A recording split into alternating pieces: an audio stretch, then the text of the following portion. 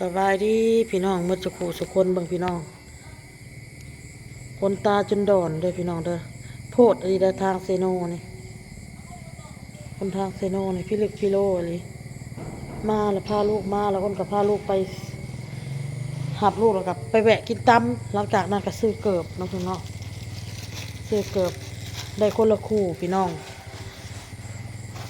อ้นได้เงินเฮงน้ำอ้นมื้อนี้อ้นเพิ่นเอาเงินเฮงมาให้วัง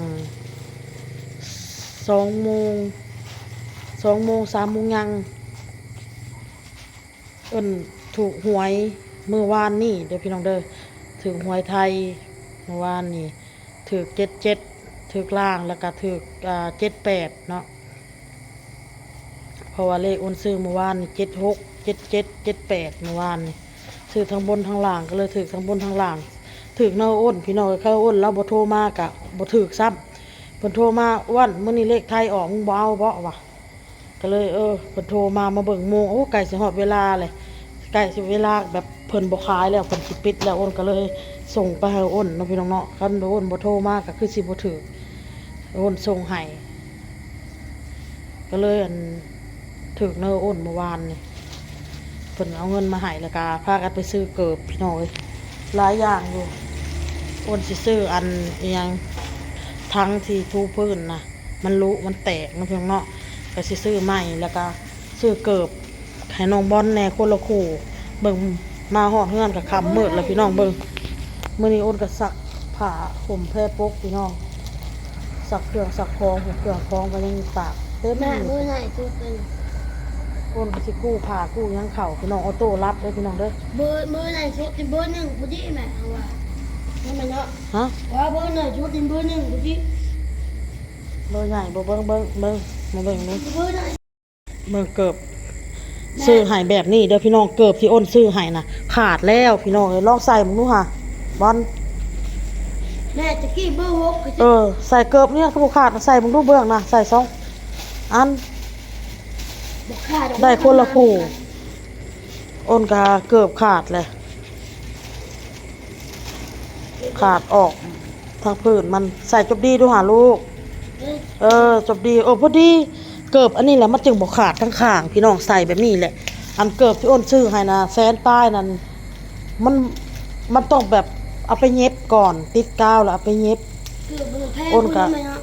ได้เกิบคู่นึงนี่อ้นซื้อ เงินตะพันเกือบมันคือ เท่าไรวะ60บ่ระวังว่าเท่าไรวะ ลูกคิด มองนี่แหละ ลูกคิดมันเอาไปแทนตายมันรู้ไหมเนาะน่าซื้อว่าแล้วก็พูดซื้อแล้ว ลองใส่บ่ลูกเกิบแม่ค่ะว่ามันใส่เบอร์เดียวกันกับแม่บ่จักเนาะ เหนื่อยกูพอดีเลยเกือบ ได้คนละคู่ พอดีเลยสบายดีป้าลุงน่ะ สบายดีไป ขอบใจยังได้เงินมากก็สิไปซื้อนะว่าอีพี่น้องซื้อข้าวสิซื้อข้าวเจ้ามาแน่ซื้อข้าวเจ้าแน่แล้วก็สิซื้อข้าวเหนียวแน่ขอข้าวกินก็สิหมดแล้วก็สิซื้อเป็นประเภทใส่กรอกอิหยังแหละที่ลูกมักกินนี่นะสิซื้อมาไว้ให้ลูกพี่น้องเลยเบิ่งอ้นพุ่นแล้วเพิ่นมาใส่อ้นก็สิกู้ผ้าเขาก่อนเพราะว่าคันสิตากป้าไว้เลยพัดยันกลางคืนดึกดื่นมาพัดยันฝนตกมันพัดสิเปียกตื่มก็เลยสิกู้เขาไว้ อาบน้ำก่อน สักหมอนแน่หมอนอ้นก็เอาไปปั่นเลยพี่น้องเลยปอกหมอกปอกหมอนผ่าผู้บอนผ้าห่มสักเครื่องนุ่งของถือเสื้อผ้าฮะ เก็บได้ไว้ก่อน บ่ลูกบอกสิบ่ได้กู้เข่าพี่น้องเลยอ้นกับน้องบอนสิพากันหามเข่าเด้อพี่น้องเด้อหามเขามาตั้งไว้ในเลยนะหรือว่ามันแห้งแล้วบ่วะถ้ามันแห้งแล้วก็มีแต่กู้เข่าเอา นั่งดูคนนั่งร้ายเลยว่าตัวแห้งมันจะ แห้งแล้วลูกแล้วพี่น้องบัดนี้แล้วเวียกกะเฮ็ดกินมื้อนี้กะอ้นว่าสิบ่ได้เฮ็ดหยังเนาะพี่น้องเนาะสิพาลูกต้มหมี่กินเด้อพี่น้องเด้อพากันต้มหมี่กินแล้วก็แล้วเพราะว่าซีนหมูอ้นก็มีเนาะแล้วก็ใส่กรอกก็มีผักบงอ้นก็ซื้อมากะหล่ำอ้นก็ซื้อมาแล้วหมี่ก็มีไข่ก็มีเดี๋ยวพากันต้มหมี่กินออโต้น่ะคือสิบ่ได้กินแล้วรับแล้วนอนแล้วเพราะว่าคันเรานอนแล้วก็คือนอนเลย เราจะบ่ตื่นนะคัดตื่นมาเราก็กินนมเราก็รับต่อน้องออโต้นะพี่น้อยอ้นก็ดีใจพี่น้องถือหวยไทยเนาะพี่น้องเนาะเพราะว่าดนแหละหวยลาวเมื่อวานนี่อ้นก็บ่ได้ซื้อเพราะว่าถือหวยไทยแล้วก็เอาไว้นะพี่น้องคัดสิมาซื้อเพราะยามมันบ่ถือมันแห้งสิหมดเนาะพี่น้องเนาะมันแห้งสิหมดไปก็เลยบ่ได้ซื้อพี่น้องเอ้ยก็เลยซื้อแต่หวยไทยเนาะอ้นน่ะก็เลยเหลือหลายแน่เนาะพี่น้องเนาะถูกล่างแล้วก็ถูกบนคนถูก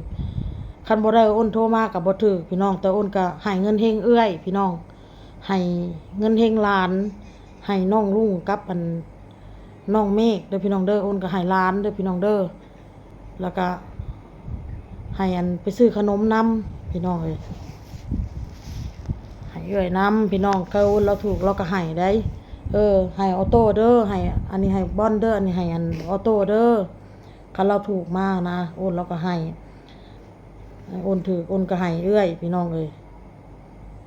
ยามมีก็ยามได้ก็ให้กันน้องอ้ายน้องกันอยู่ใกล้เฮือนเคียงกันเพิ่งพาอาศัยกัน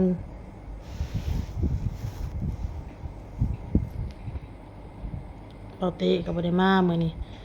ทีแรกวันที่5ได้เงินเดือนจึงออกมาโอนบอกเพิ่นน่ะฟังเบิ่งมื้ออื่นมื้อฮื้อนี่ย่านบ่ได้ย่านบ่ท่าดอก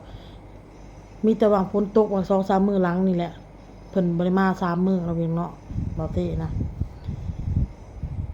ลาวน่ะที่มาน่ะบ่แม่นหยังดอกพี่น้องเอ้ย1มาน่ะเฮือนซ่านน่ะมีแต่ลูกแต่เมียอยู่อะคิดเป็นห่วงกับเมียบ่ปานใดส่วนมากกับลูกพี่น้องเอ้ย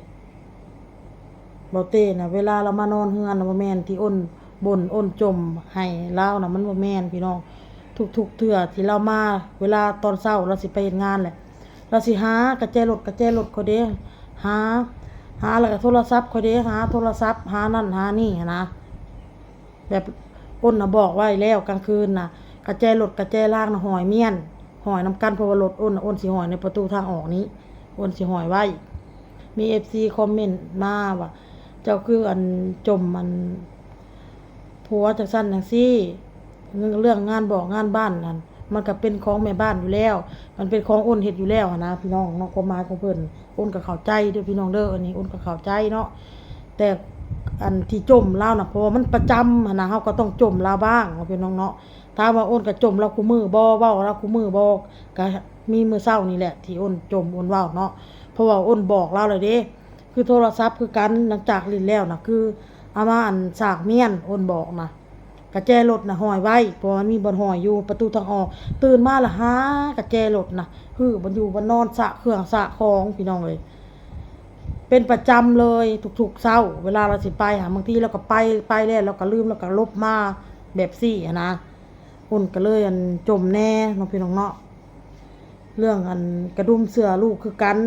ตั้งแต่โดนแล้วแต่ทิศหลังนี่น้องพี่น้องเนาะที่อ้นถ่ายน่ะทิศหลังนั่นเนาะที่กระดุมเสื้อเพิ่นนั้นออกนะอ้นสิซื้อกระดุมมายิบน้องพี่น้องเนาะเฮาเฮ็ดหันเฮ็ดนี่แล้วมันก็ลืมพี่น้องเลยก็เลยยังบ่ได้ยิบซักแล้วเราผัดเอามานุ่งต่อไปสิยังบ่ได้ยิบให้มีแต่ซักบัดนี้แหละอ้นก็บอกลูกไว้นุ่งอ้นสิเอามายิบก่อนยิบกระดุมใส่ก่อนพอกระดุมอ้นก็ซื้อมาแล้วอ้นสิยิบให้พี่น้องเลยขอโทษขออภัยหลายๆพี่น้องเอ้ยอ้นก็ได้แล้วก็มี FC เพิ่นก็บอกว่าอ้นที่ดินน่ะมันกว้างมันขวางเพิ่นอยากให้ปลูกผักปลูกหมีเอาไว้กินจึงบ่ได้ซื้อเนาะสิ่งใดที่มันจำเป็นได้ใช้ในครัวในหยังนะความหมายของเพิ่นน่ะก็เข้าใจเด้อพี่น้องเด้อเข้าใจ FC ที่เพิ่นบอกมาคืออยากให้เฮาประหยัดเงินประหยัดคำในส่วนที่ผักหมีนะเพราะเฮามีดินกว้างเนาะอันนี้ก็เข้าใจเพิ่นเพราะว่าช่วงนี้มันยังหน้าฝนอยู่อ้นอยากให้มันวิทย์หน้าฝนนี่ก็สิปลูกพี่น้องเอ้ยสิปลูกอยู่สิปลูกกินสิกับผักบัวผักนางตูที่มันแบบมันจำเป็นที่ต้องได้ใช้ตลอดแบบนี้นะพี่น้องเนาะให้มันวิทย์ผลก่อนเพราะว่าดินอ้นนี่มันเวลาฝนตกแล้วมันบวมน้ำมันเป็นน้ำไปเลยเป็ดปาดนะก็เลยยังไม่ได้ปลูกวิทย์หน้าฝนนี่แหละก็สิปลูกกินแล้วพักเรื่องมีค่ะ ก็ขอบมกขอบใจ FC มาทุกคนนั่นแหละในความหวังดีเด้อพี่น้องเด้อที่ติเตือนที่บอกมาเนาะพี่น้องเนาะบางทีอ้นก็ยังบ่ได้ตอบพี่น้องเมื่อวานนี่ก็อ้นก็สิเว้าแต่ในคลิปเมื่อวานนี่แหละเนาะพี่น้องแล้วเว้าเรื่องหันเรื่องนี้มันก็คลิปนึงมาก็คลิปมันก็ยาวบัดนี้คลิปมันยาวแล้วก็เลยบ่ได้เว้าอันเรื่องที่ FC ติมาหลายเรื่องให้เฮ็ดนานพักปลูกพักเนาะ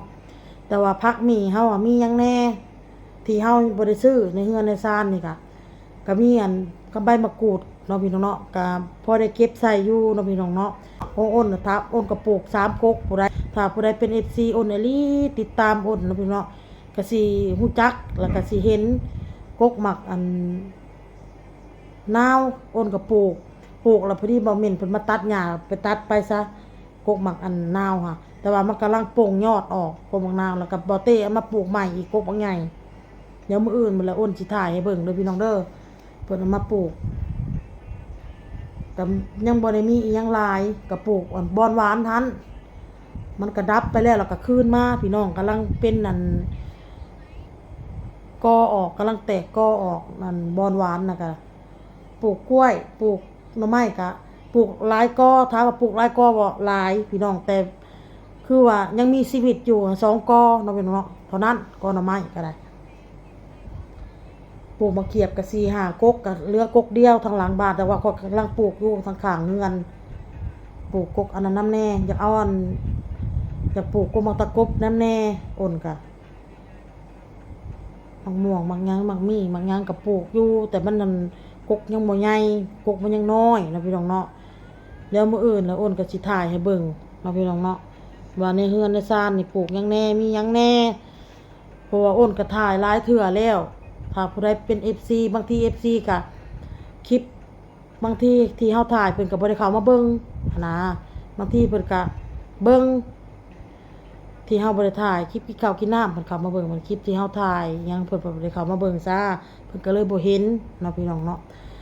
เอาเป็นว่าขอบมุกขอบใจ FC มาทุกคนพี่น้องเลยที่เข้ามาติดตามแล้วก็รับชมรับฟังเด้อพี่น้องเด้อแต่ต้นจนจบพี่น้องเลยคนก็ขอให้ FC ทุกคนมีสุขภาพร่างกายแข็งแรงเด้อพี่น้องเด้อขอให้โชคให้มานให้ร่ำให้รวยให้อยู่ดีมีแฮงสุขกายสุขใจพี่น้องขอบมุกขอบใจในคำติชมติเตือนทุกอย่างเนาะพี่น้องเนาะคนก็เข้าใจเด้อพี่น้องเด้อ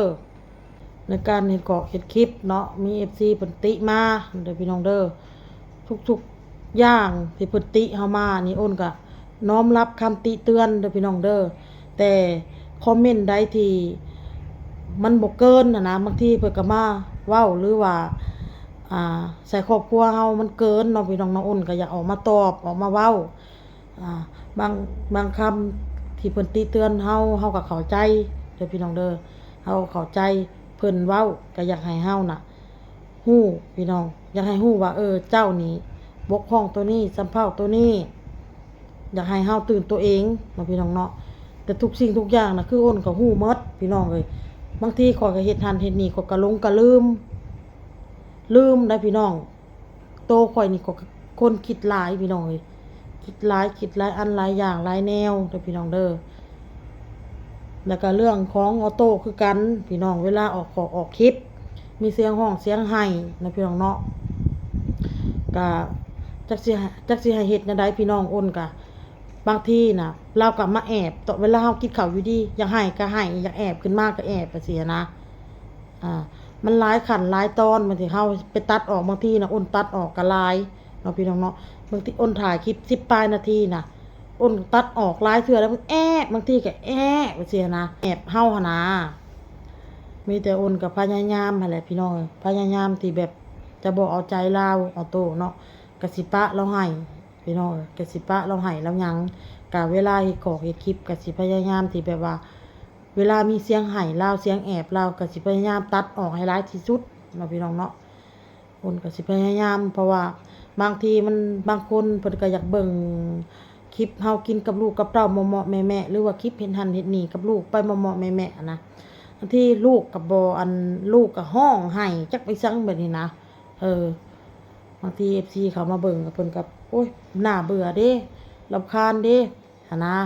ก็เข้าใจเพิ่นเนาะก็มีแต่ว่าคลิปใดที่มันอ้น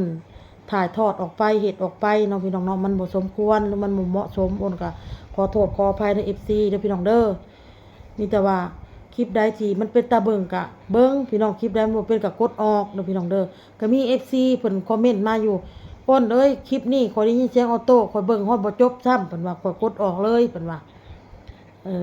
FC เพิ่นคอมเมนต์มาเนี่ยเฮาก็เข้าใจพี่น้องเข้าใจเพิ่นเด้อพี่น้องเด้ออันนี้โอเคพี่น้องคลิปนี้อ้นก็ลาไปก่อนเด้อพี่น้องเด้อสบายดีพี่น้อง